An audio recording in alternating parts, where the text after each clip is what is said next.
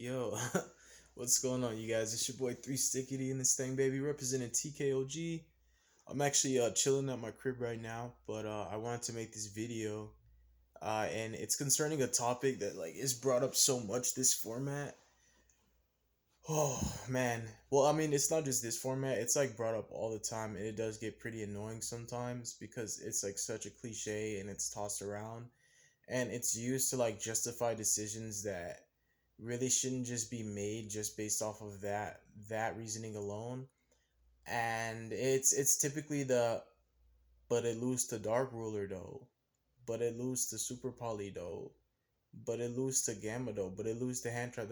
Like people and it's a lot of the times, me being a content creator, it's I see so many different very ignorant comments, and they're so one-sided, and it's people really would choose not to play some of these decks, or will say a deck's not good because it plays Mystic Mine or something like that. And the thing is, from a competitive standpoint, if you actually take the game seriously and you're not just a spectator, then you understand that there's literally no way that you can play around everything under the sun. Konami does a really good job with balancing the game, and typically what tends to happen is just by nature, it's like a default thing. By playing around one, you play into the other.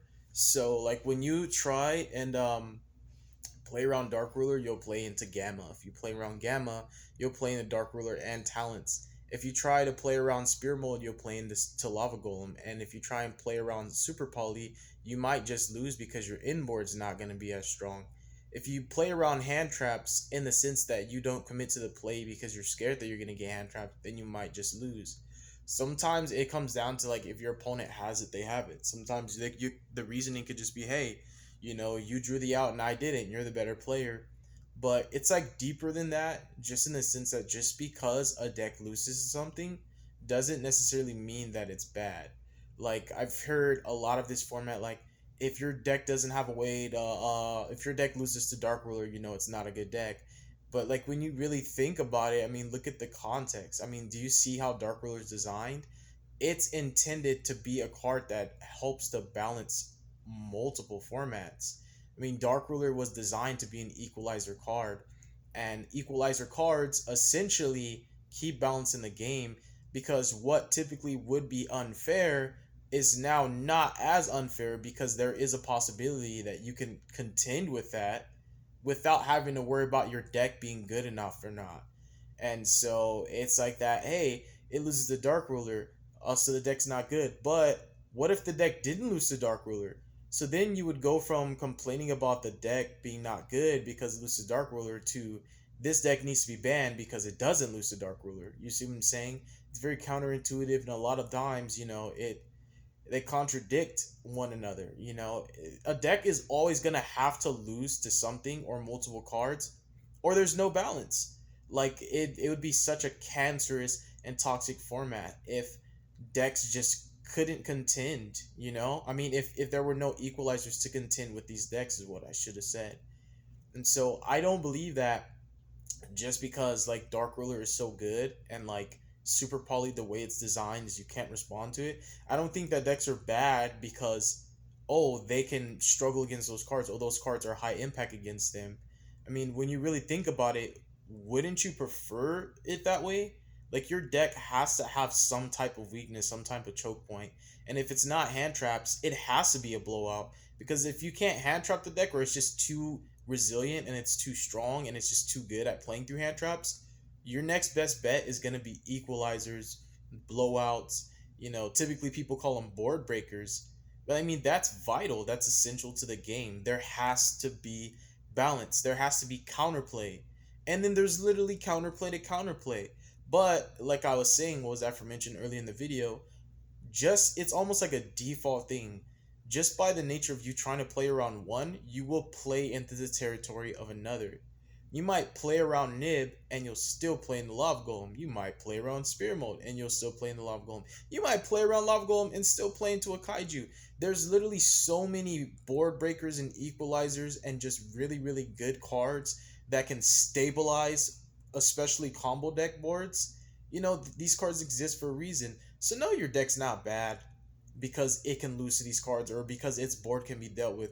Should you design your deck to insulate cards like that? Yes, of course. If you know that there's a handful of things that can actually like pose a threat to your deck's inboard or that can actually do anything to what your engine is able to facilitate, like whether it's preventing it from happening or breaking the board when it does occur, yeah, that part is on you, you know?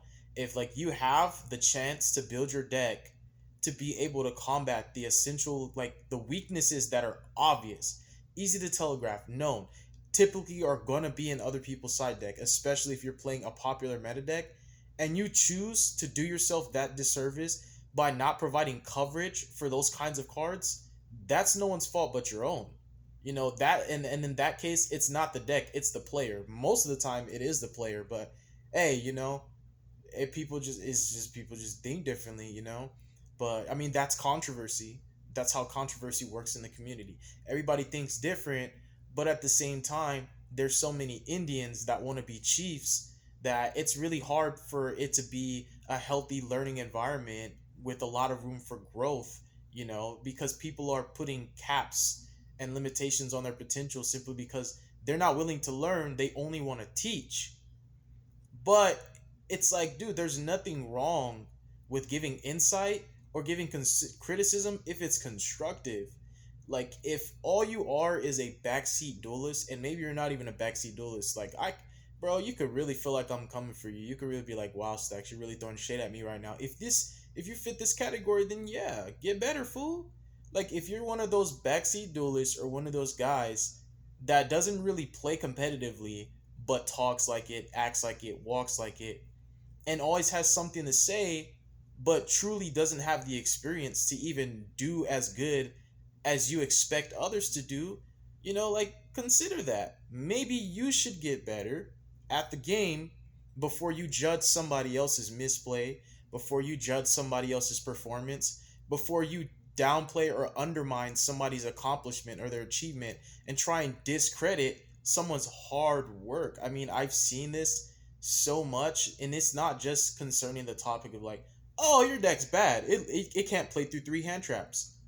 That's asking for a lot. I mean, it's not like a feasible, realistic thing. If they're like low impact and they don't work against your deck, then hey, like of course my Fluunderies deck can play through three DD Crows because it's probably not gonna work against my deck. Like essentially, it's that I want to address, and just like I call it backseat duelists, but most of the time I don't even think they're duelists. I'm not sure.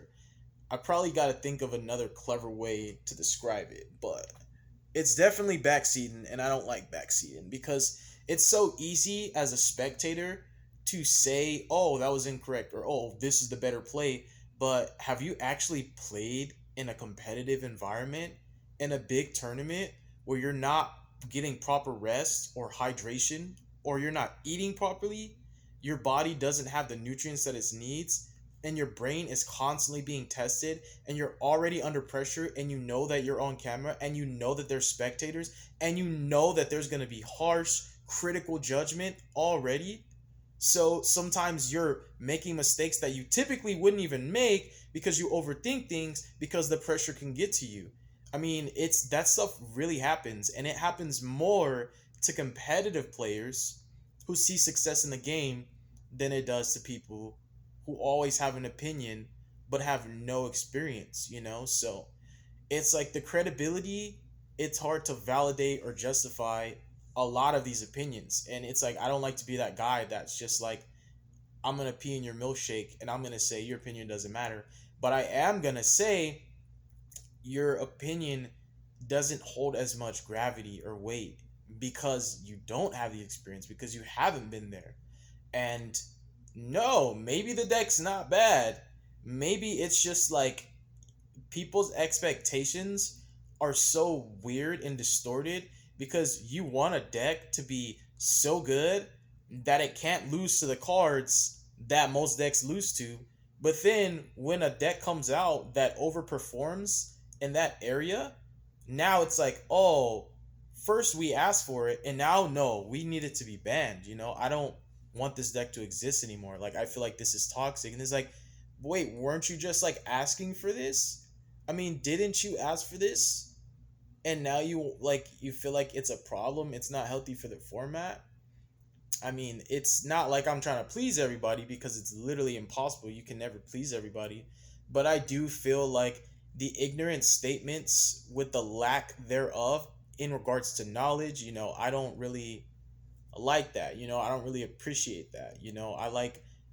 I don't really like seeing injustice in certain areas. There's sometimes where I'm like okay with it, and there's other times it's just like, yo, that's just gonna be mad controversy, and it's so one sided because most of the time, like I said, it's an Indian that's trying to be a chief. So you can't teach this fool nothing because he believes you have something to learn from him and not the other way around.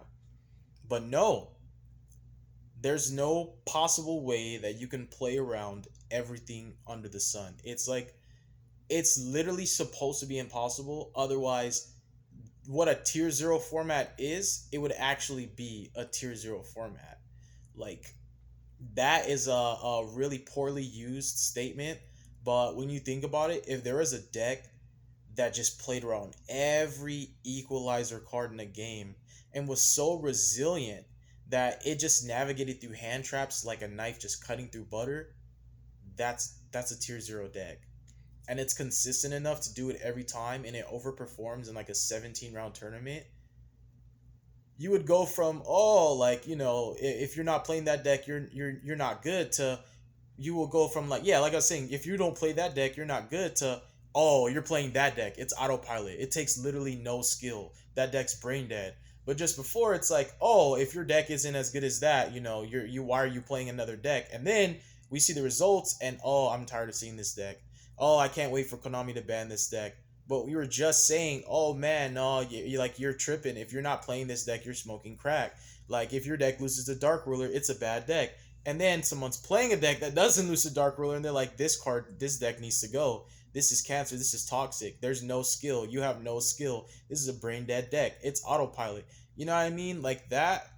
Stop discrediting the accomplishments of people that really put the time and effort into this game. They work really hard. I personally, when I go hard in the paint and I really want to like achieve something, whether it's an accolade, a milestone, or if I just want to say, hey, I did it just to say I did it, bro, there's no way. There's no way I'm about to just let somebody discredit my accomplishment. That's some haterific behavior right there, yo. And I'm gonna use that word again, haterific, because I kind of like that. It's like that stuff is not cool. You know what I mean? Like, and it's a subtle kind of shade because it's like a lot of the times these are still cats that are like literally trying to get content. They're literally trying to find lists to deck, to net deck. So that's how I feel. This is my TED talk. There's no way you can play around every blowout. Literally, there's no way. You play around one, you play into the other. You just have to decide as a player, what are you going to respect the most? Well, how do we determine that? Stop being lazy and do your research. Study the format. Stop relying on people to do the work for you and get up and do the work yourself. Stop trying to use someone else's experience as a crutch and gain your own experience. And when you understand what's trending, what's popular, and what you can highly expect to be played in the main or the side deck, that's when you determine what you're going to respect and what you're going to play around. So if Dark Ruler is popular, but Super Poly's not, which one do you think I'm going to play around? Which one has a higher chance of being main deck worthy, being a generic card or something that not every deck can play? You know what I mean? And yeah, maybe if the deck loses to it, that's just balance, That's just how the game's designed. A deck has to lose to something. Otherwise, there's no out that you can draw and you just automatically lose. Imagine if Mystic Mind said that it couldn't be targeted or destroyed by card effects and it couldn't be banished. What are you going to do then? Like, the moment a Mystic Mind hits the field, then there's just literally no out. You know what I mean? So it's like really, to me, it just blows my mind sometimes. And I'm pretty sure I'm not the only one that thinks this way or feels this way, but it truly blows my mind how ignorant, the community can be. And like, yo, level up, bruh. If you're a backseat duelist, level up, bro. For real. Like, really learn how to play, get good at the game, humble yourself, be more open to listen and less quick to talk and judge and assume, especially without the full details, or even being open minded to understand maybe it's deeper than this. Maybe he isn't a cheater. Maybe he really did misplay. Maybe it was a mistake. There's a lot more to it than just what it looks like on the surface. But hey, you can agree, you can disagree, you can get mad, you can unsub. I understand. But I'm not gonna lie, bruh. I was just like, yo, I just feel like talking about this because it's not talked about, and I feel like it's something that people bite their tongue about a lot because they're scared of, like, the lashback, which is probably gonna happen, probably not. But thank you guys for watching this video. God bless you. Make good choices. Don't hurt your brain cells. Stay tuned for future content, and y'all be safe, alright?